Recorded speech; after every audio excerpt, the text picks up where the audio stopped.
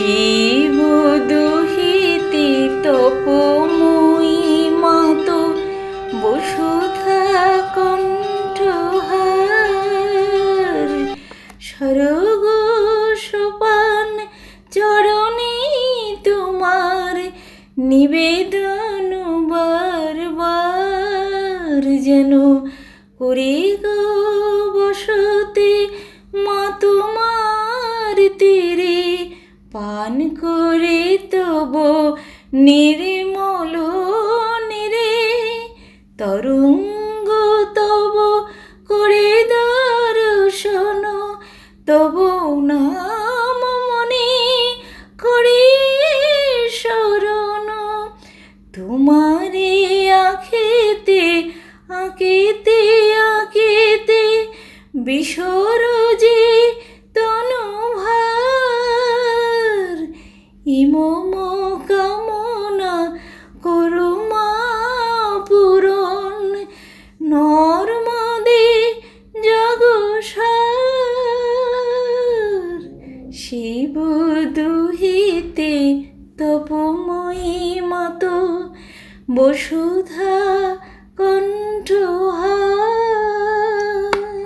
এক কথায় সূর্যের উদয়গিরিতে আরোহণ, মধ্য আকাশে স্থিতি এবং অস্তাচলে অস্তগমন, এই তিনটি বিষ্ণুর পদবিক্ষেপ বলে বেদে বর্ণিত হয়েছে। এই উপমা হতে পরে পরে বামন অবতার, গয়াসুর প্রভৃতির কত যে পৌরাণিক গল্প সৃষ্টি হয়েছে তার ইয়ত্তা নাই। প্রকৃতপক্ষে আসল কথা হলো মাধ্যন্দিন সূর্যই হলেন বিষ্ণু, আর বৈদিক ঋষিদের এই সুস্পষ্ট অভিমত। নমস্কার, আপনি শুনছেন তপভূমি নর্মদা। এতদিন ধরে আমার পছন্দের বিষয় আমার মতো করে আপনাকে শোনাতে পারছি, এ আমার পরম সৌভাগ্য।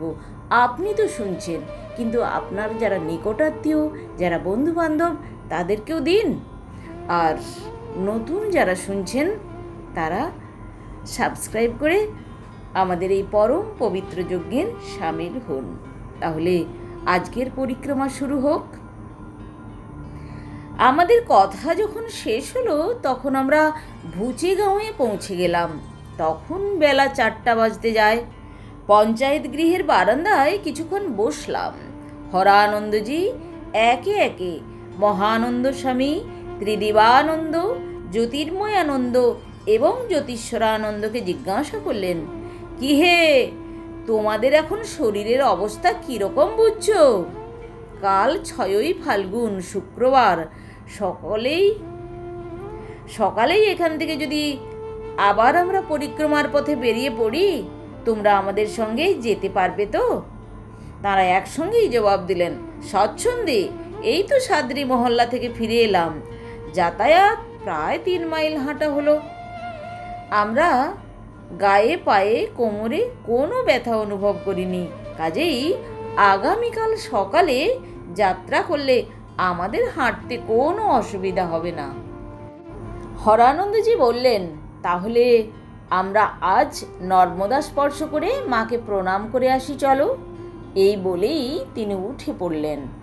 আমরা তাঁর সঙ্গে গিয়ে নকটা চৌকির কাছে গিয়ে নর্মদা স্পর্শ করে বন্দনা করে এসে পঞ্চায়েত গৃহে ঢুকলাম। তখন সন্ধ্যা নেমে এসেছে। ওয়াঞ্চি সর্দার ইতিমধ্যে ঘরদোর পরিষ্কার করে ঘরের মধ্যে 2টি চুল্লিতে কাঠ দিয়ে সাজিয়ে রেখেছে।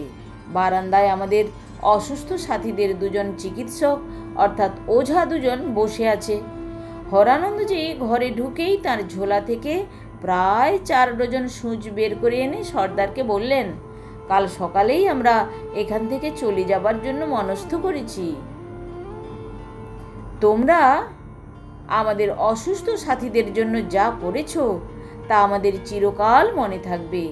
আমরাও এখানে আসার পর থেকে দুধ ফল ভিক্ষা করে তোমাদের আদর আপ্যায়নে খুবই তৃপ্তি পেয়েছি। আমরা সন্ন্যাসী, আমাদের কাছে এই রকম সামান্য জিনিস ছাড়া আর কিছুই নাই, তোমাদের হয়তো কাজে লাগতে পারে। এই বলে 2 ডজন সূঁচ সর্দারের হাতে দিলেন আর 2 ডজন সূঁচ দিলেন 2জন ওঝার হাতে। এই সামান্য জিনিসেই তাদের মনে আনন্দ দেখে কে? তাদেরকে বিদায় দিয়েই আমরা ঘরের মধ্যে ঢুকলাম। ঘরে ঢুকতে ঢুকতেই হরানন্দজি বললেন, এদের সঙ্গে কথা বলার পরিশ্রম ছাড়া আর কিছু দুঃখ আমরা পাইনি। ভগবান এদের মঙ্গল করুন। সন্ধ্যা ঘনিয়ে আসতে আমরা যে যার আসন ও বিছানা পেতে সান্ধ্যক্রিয়া করতে বসলাম। মহানন্দ স্বামীরা চলে গেছেন তাদের ঘরে। হ্যাঁ, বলতে ভুলে গেছি, গত পরশুই আমরা আমাদের কাছ থেকে ভাগাভাগি করে যার কাছে যা এক্সট্রা ছিল তার থেকেই ভিলদের দ্বারা নির্যাতিত ওই 4 জন দণ্ডিকে কাপড়, ল্যাঙট এবং জামা, চাদর ইত্যাদি দিয়েছি। তাদের হাতে দণ্ডও ছিল না।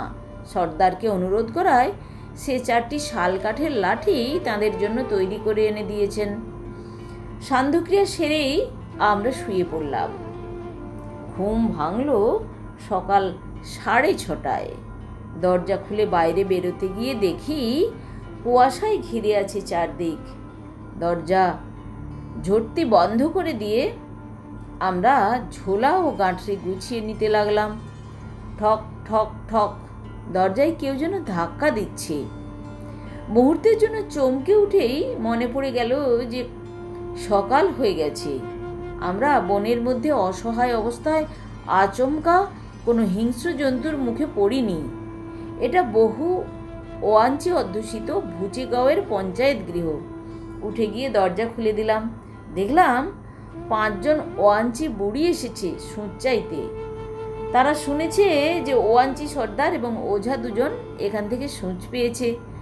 মহানন্দ স্বামীরাও লাঠি হাতে তৈরি হয়ে এসেছেন। প্রত্যেকের হাতেই একটি করে ছোট পুঁটলি।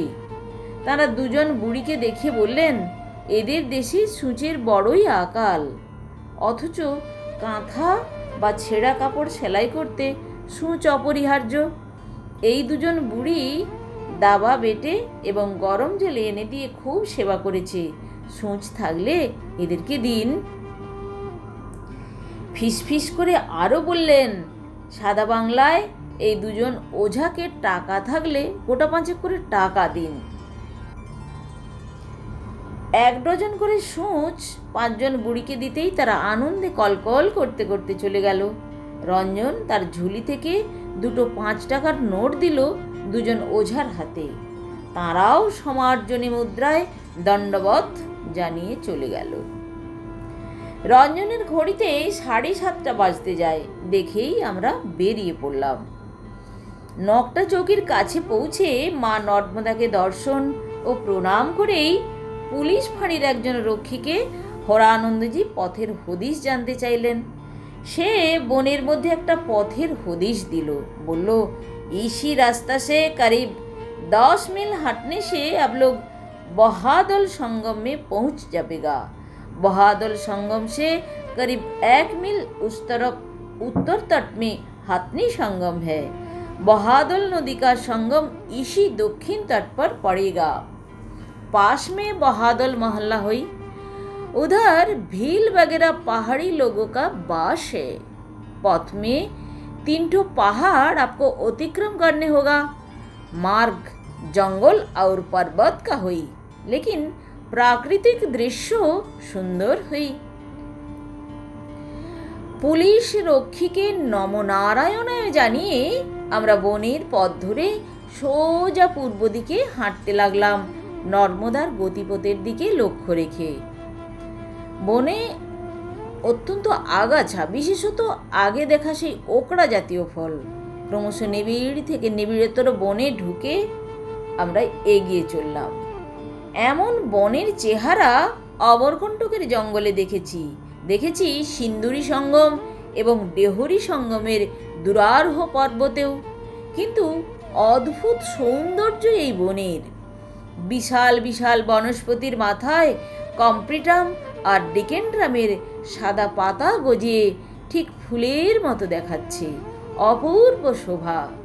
ডেহরি সঙ্গমের নিকটস্থ পাহাড়ে এবং জঙ্গলের এই 2টো লতা বড় বড় গাছকে জড়িয়ে আছে দেখেছি, কিন্তু এ গাছ এত উঁচুতে যে উঠতে পারে তাই এখানে না এলে বুঝতাম না। প্রায় মাইল 1.5 উঠে একটা পাহাড়ের পাদদেশে এসে পৌঁছলাম। পাহাড়ের চূড়ার দিকে দেখে মনে হলো পাহাড়টা প্রায় 2000 ফুট উঁচু হবে। পাহাড়ের চড়াইয়ের পথে কাঁঠাল নামক এদেশি গাছের জঙ্গল, বড় বড় শাল গাছ, কাঁঠাল গাছ, বেল গাছ, মহুয়া গাছ, মোটা মোটা কত রকম ডালপালা একে অপরের সঙ্গে জড়িয়ে জড়িয়ে দুষ্প্রবেশ্য করে রেখেছে এই পাহাড়।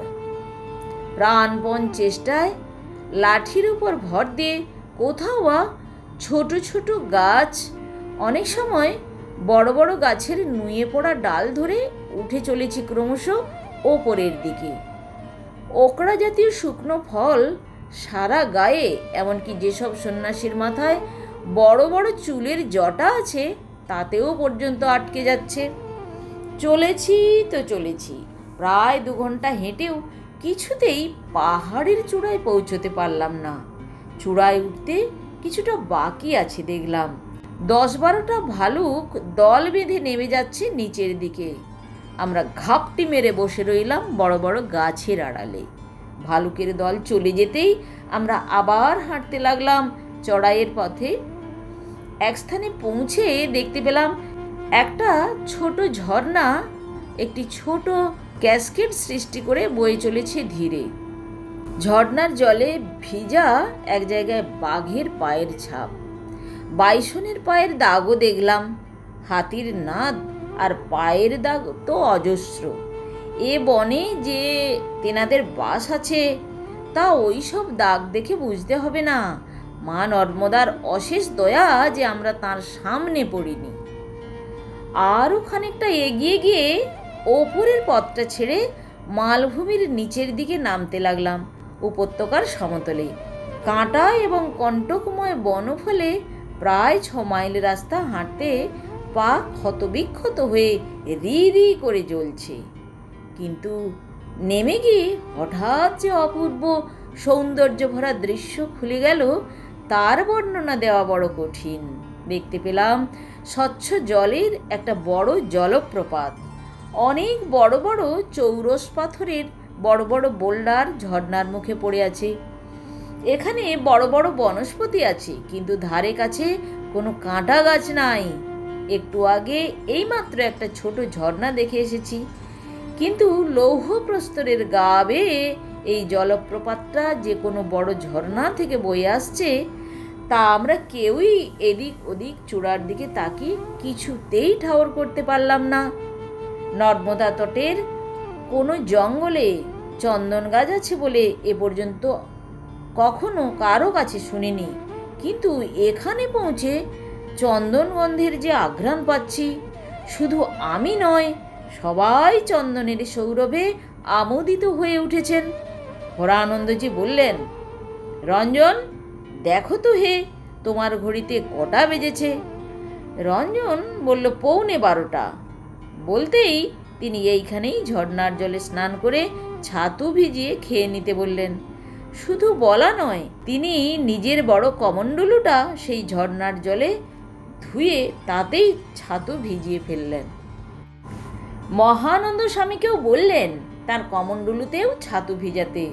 আমরা ঝর্ণার জল মাথায় দিয়ে কোনো মতে মন্ত্র স্নান করে ফেললাম। হরানন্দজি বললেন, আসলে আমার খুব ক্ষুধা পেয়েছে। মহানন্দ প্রভৃতি 4 জনকে কিছুটা বিশ্রাম করতেও দিতে চাই, তাই আমার এই স্নানাহারের তড়িৎ সিদ্ধান্ত।